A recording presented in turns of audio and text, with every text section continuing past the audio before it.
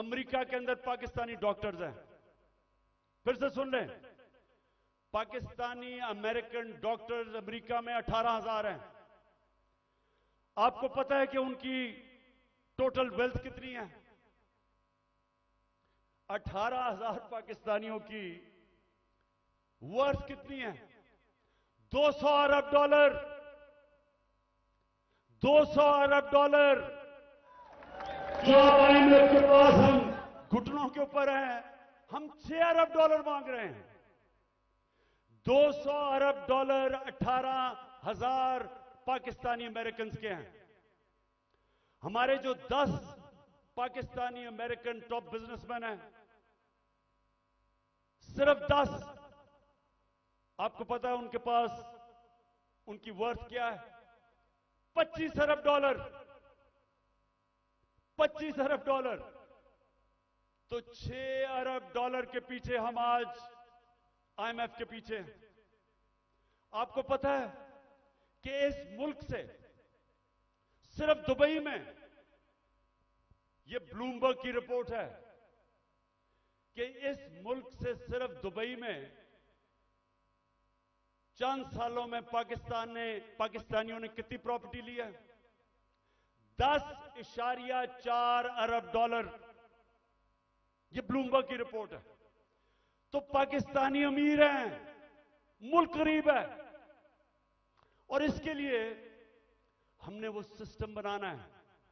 जब तक वो माहौल नहीं बनेगा जिसको एनेबलिंग एनवायरनमेंट कहते हैं, हम इनका पैसा नहीं ला सकते।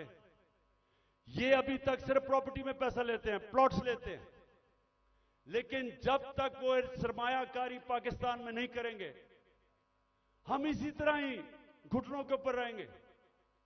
जिस वक्त हमने अपना सिस्टम ठीक कर लिया, उन्होंने सरमायाकारी शुरू कर दी पाकिस्तान में, आप यकीन करें कि वो उनको देखते हुए सारी दुनिया से सरमायाकारी आएगा। यहां जो चाइना कैसे ऊपर गया?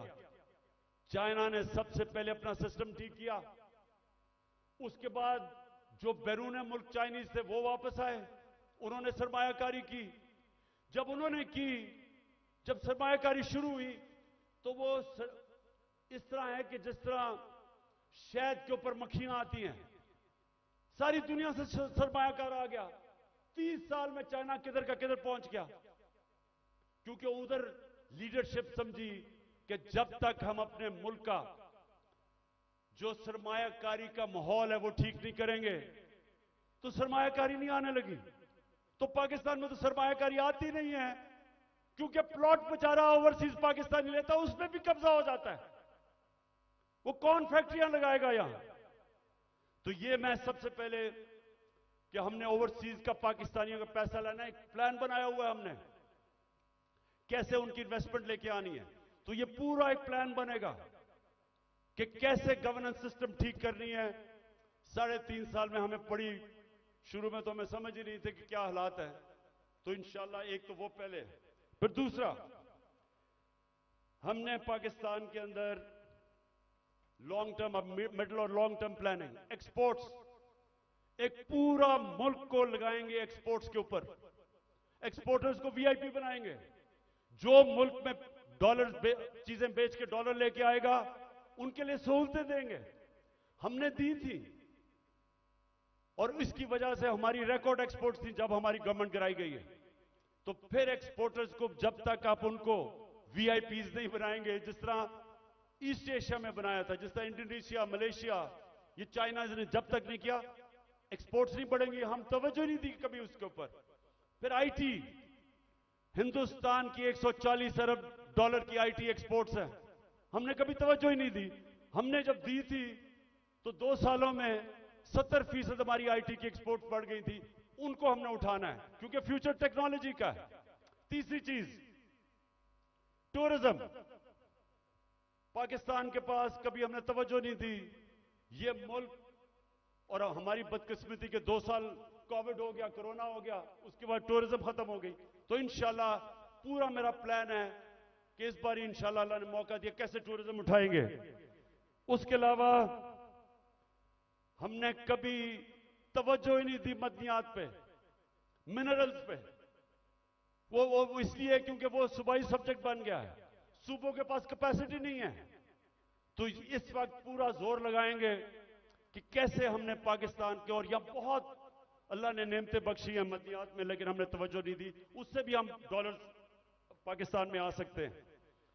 फिर इंडस्ट्री को, और खास तौर पे स्मॉल मीडियम इंडस्ट्री, ये हमने शुरू की थी, और मुझे फख्र है कि हमारी 17 साल के बाद सबसे ज्यादा इंडस्ट्री बढ़ रही थी, जो आज फिर बंद हो गई है। तो वो उसके ऊपर, और स्मॉल और मीडियम जो छोटा इंडस्ट्री है उसके ऊपर हमने पूरा प्लान बनाया हुआ है। फिर अपनी ज़राअत की हमने सिर्फ प्रोडक्टिविटी बढ़ानी है। चाइना के साथ हमने बात कर ली थी कि कैसे हम पैदावार बढ़ा सकते हैं, और उन्होंने आना था, और बदकिस्मती फिर कोरोना की वजह से 2 साल चाइना बंद हो गया, तो उसका पूरा प्लान बना हुआ है। फिर जो बड़े बड़े पीआईए, रेलवे, गवर्नमेंट कॉरपोरेशन, ये सबसे ज्यादा नुकसान करती हैं पाकिस्तान में। जो हमारा जो पैसा आवाम पे खर्च होना चाहिए वो नुकसान पे चला जाता है, इनको रिस्ट्रक्चर करना है। ये भी हम आखिर में बना था, लेकिन हमारी गवर्नमेंट चली गई, इसका पूरा प्लान है। और फिर कैसे हमने अपना टैक्स कलेक्शन बढ़ाना है, अब ये जरा सुन लें। इस वक्त 22 करोड़ पाकिस्तानियों में सिर्फ 25 लाख टैक्स देने वाले हैं। 22 करोड़ पाकिस्तानियों में 25 लाख टैक्स देने वाले हैं।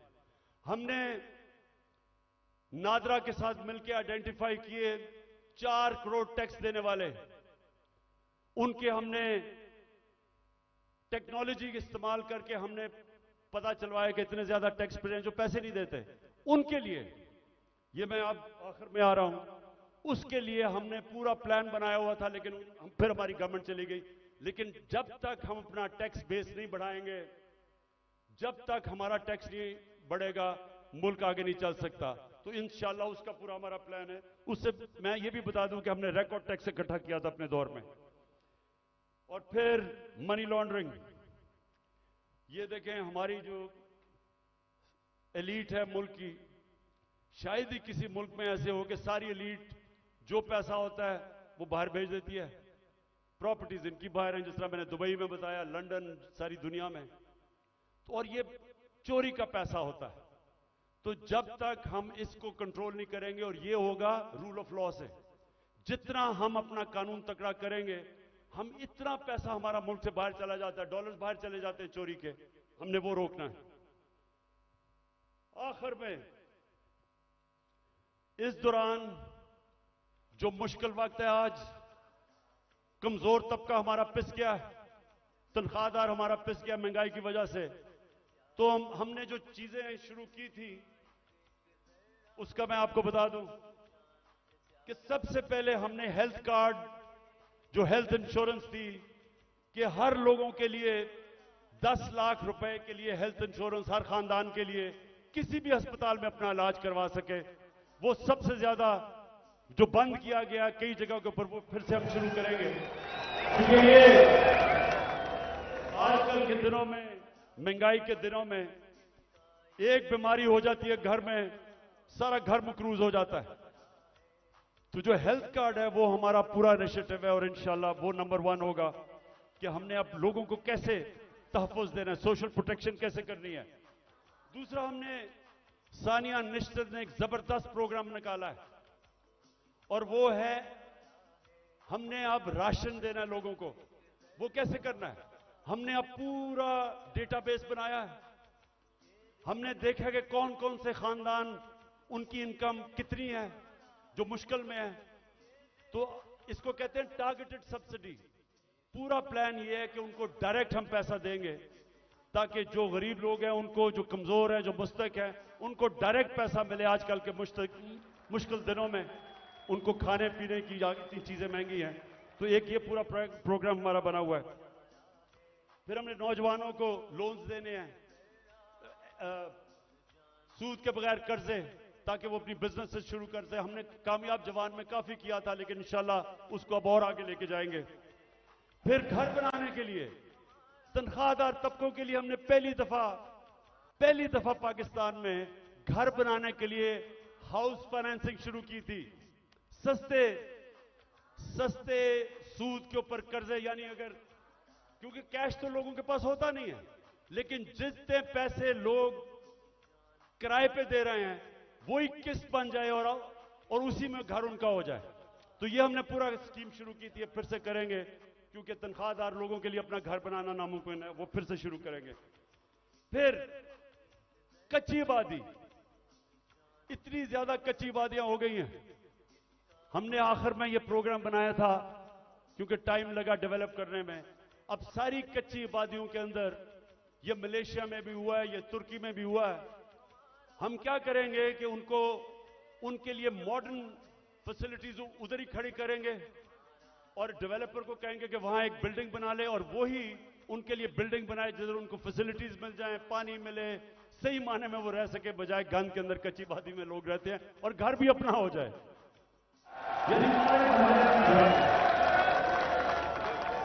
ये मेरा बड़ा देर से प्रोग्राम था, इस्लामाबाद में हम शुरू करने लगे थे लेकिन देर हो गई। बाजवा साहब को इमरान खान बड़ा खतरनाक लग रहा था, इसलिए उसने काम कर दिया। हमने कैसे लोगों को रोजगार देना है?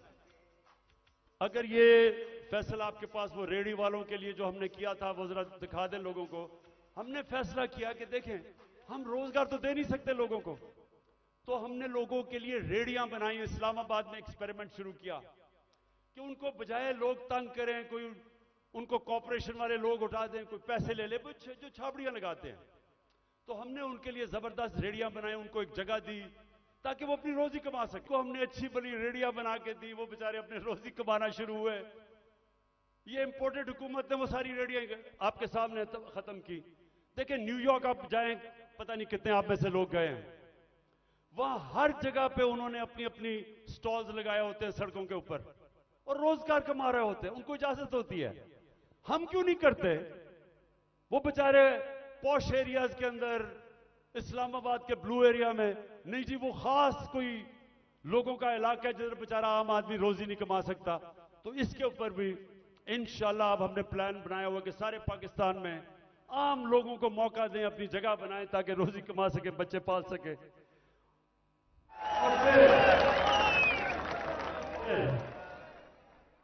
जो हमारे घर के मुलाजिम हैं, मेरे पाकिस्तानियों, मेरे नबी सल्लल्लाहु अलैहि वसल्लम ने जब गुलामी खत्म करने का शुरू किया तो उन्होंने क्या किया? उन्होंने कहा कि जो आपके घर में गुलाम है उनको इस तरह रखो कि जैसे वो आपके घर में आपकी फैमिली है, उनको वही खाना खिलाओ, उनको अच्छी तरह रखो। ये उन्होंने पहला कदम उठाया था कि उनको इंसान समझो, उनके भी हुकूक हैं। मैं जब बरतानिया गया तो उधर मैंने पहली दफा देखा कि जब किसी के भी घर में कोई काम करने आता है तो उसका कॉन्ट्रैक्ट होता है, कितनी देर काम करेगा, छुट्टी कब मिलेगी, तनख्वाह कितनी होगी, ये कॉन्ट्रैक्ट साइन होता है। मुझे अफसोस से कहना पड़ता है कि हम अपने मुल्क में अपने मुलाजमों को ठीक नहीं रखते और ये हमारे दीन के खिलाफ है। हमें बिल्कुल उस तरफ जाना चाहिए कि उनको हम कॉन्ट्रैक्ट्स दें, बताएं कि जितना पैसा मैं आपको दे सकता हूं उसके मुताबिक करें, उनको छुट्टी दें, उनके ऊपर पूरी कोशिश करें कि वो आपके जिस तरह फैमिली मेंबर है। ये हमारे दीन का हिस्सा है और मेरी पूरी कोशिश है कि हमारे जो मुलाजिम हैं घरों में काम करते हुए उनको आहिस्ता आहिस्ता हम राइट्स दें, उनका ध्यान रखें। वो भी इंसान है और वो क्योंकि कमजोर हैं उनको बुरी तरह हम रखते हैं। और जिन मुल्कों को हम काफिर कहते हैं या हमारे दीन के नहीं हैं, आप हैरान होंगे कि कितनी इंसानियत है उनमें अपने मुलाजमों के लिए। आखिर में जी, मेरे पाकिस्तानियों, मैं आज आपका खास तौर पर शुक्रिया अदा करना चाहता हूं कि इतनी रुकावटों के बावजूद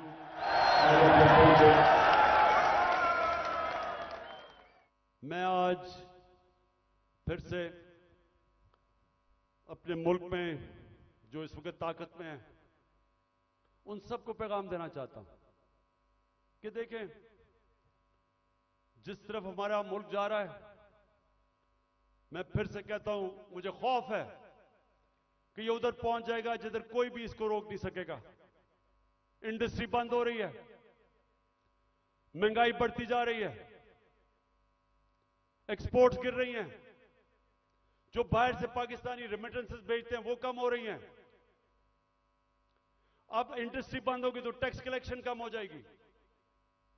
तो क्या इनका सिर्फ इस वक्त तो एक ही है कि कहीं से कर्जा मिल जाए। कर्जे बढ़ते जा रहे हैं, आमदनी सुकड़ती जा रही है। एक घर जब उसमें मुश्किल वक्त आता है, उसके ऊपर कर्जा चढ़ जाता है, तो वो क्या करता है? वो अपने खर्चे कम करता है, अपनी आमदनी बढ़ाने की कोशिश करता है। हमारी तो आमदनी सुकड़ती जा रही है। तो मैं आज सबको कहना चाहता हूं कि अगर आप मुझे यह बता दें कि इस दलदल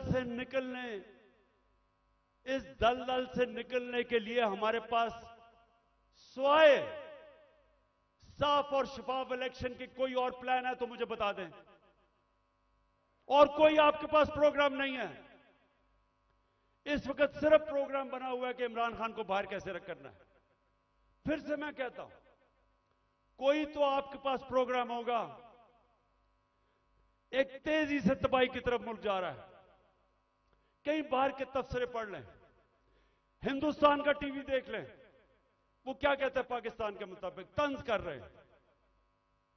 लेकिन हम सिर्फ यहां सारे जो साहिब इख्तिदार हैं, बस एक ही ज़हन में है कि जी इमरान खान को बाहर कैसे रखना है। तो मैं फिर से आज अब सबको अपील करता हूं कि हमारे पास वक्त कम है। मुझे कहते हैं जी इलेक्शन डिले कर दें अक्टूबर तक। मुझे एक चीज बता दें कि अक्टूबर में इलेक्शन करवाने से मुल्क को क्या फायदा होगा। मुझे यह कन्विंस कर दें कि अगर इलेक्शन डिले होता है तो मुल्क तब तक संभल जाएगा। मुल्क तो नीचे जा रहा है, हल कोई है नहीं, लेकिन सिर्फ इसलिए कि डरे हुए हारने से इलेक्शन नहीं करवाना। तो मैं अपनी सारी कौम को भी आज कहना चाहता हूं कि पाकिस्तानियों, आपने याद रखना है कि आपने किसी सूरत जालिम के सामने सर नहीं झुकाना। आपने अपनी आजादी के लिए ये जो खौफ का बुत है इसको तोड़ना है। ये जो पकड़ धकड़ तशद्दुद करना, रेंजर्स ले आए कि जी पुलिस नहीं तो रेंजर्स आ जाए, क्या इससे मुल्क ठीक हो जाएगा? क्या इससे लोग डर जाएंगे? लोगों ने नहीं अब डरना। ये जितना आप ये जुल्म करेंगे, लोगों की नफरतें बढ़ेंगी। जो निकलता है, जिसको आप तशद्दुद करके जब वो निकलता है, उसके अंदर नफरत भरी होती है। मुझे तो पहली दफा पता चला कि जब मुझे एक बलूचिस्तान में मिनिस्टर ने कहा, उसने कहा इमरान खान, खुदा के वास्ते अपने लोगों को बताओ कि ये जो हमारे लोगों को पकड़ के तशद्दुद टॉर्चर करते हैं, वो जब वापस जाता है सारा का सारा गांव खराब हो जाता है। वो कहता है जब उसकी, जिस तरह उस बेचारे को जिले शाह को कत्ल किया, अगर कत्ल करते हैं, जब उसकी जो डेड बॉडी मिलती है, फिर सब के खिलाफ हो जाते हैं। ये तो कहता है सारी कौम को खिलाफ कर रहे हो। कभी ये भी तरीका है कि इंसानों को भेड़ बकरियों की तरह डंडे मार के लाइन में करो? इंसान ऐसे नहीं होते। इंसान को समझाना पड़ता है। दिल और दिमाग की जंग होती है। ये डंडे से कोई आज तक नहीं ठीक हुआ।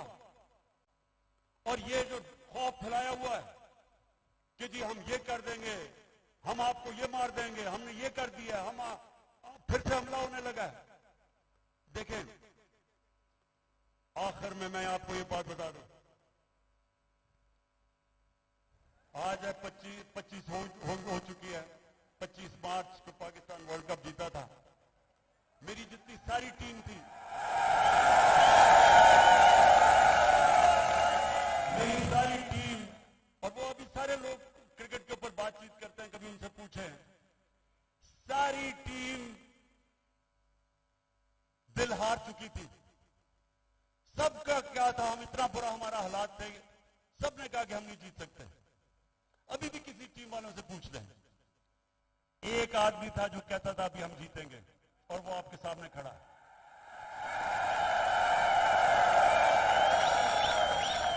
आखिरी गेंद तक लड़ने वाला कप्तान था मैं, और अभी भी आखिरी गेंद तक लड़ूंगा अपने मुल्क के लिए। मुझे किसी का खौफ है। अल्लाह कुरान में कहता है जो लोग ईमान ले आए अल्लाह उनके खौफ दूर कर देता है, खौफ से आजाद हूं। मैं सिर्फ अपनी कौम को तैयार कर रहा हूं कि जो अब आगे हमारे सामने चैलेंज है, वो जिस तरह अभी तक पाकिस्तान चल रहा था, इस तरह हम चैलेंज नहीं जीत सकते। अब जो हम चैलेंज जीतेंगे, जब पाकिस्तान एक कौम बन जाएगी, हम एक कौम बन के इस मुल्क को निकाल लेंगे इस दलदल से। जापान तबाह हो गए थे सेकेंड वर्ल्ड वॉर में, दूसरी जंगे अजीम में तबाह थे दोनों मुल्क, क्योंकि वो कौम थी। दोनों 10-10 साल में खड़े होकर अजीम पावर्स बन गए। ये जो चैलेंज है, ये हम सिर्फ एक कौम बन के जीत सकते हैं, और कौम बनेगी जिसकी बुनियाद रखी जाएगी इंसाफ के ऊपर, कानून की हुक्मरानी के ऊपर। और इसलिए आखिर में हम अपनी अदलिया को आज पैगाम देना चाहते हैं कि कौम आपके साथ खड़ी है, और आपने आइन को, और इंशाअल्लाह हम इंशाअल्लाह इस मुल्क को एक अजीम कौम बनाएंगे। पाकिस्तान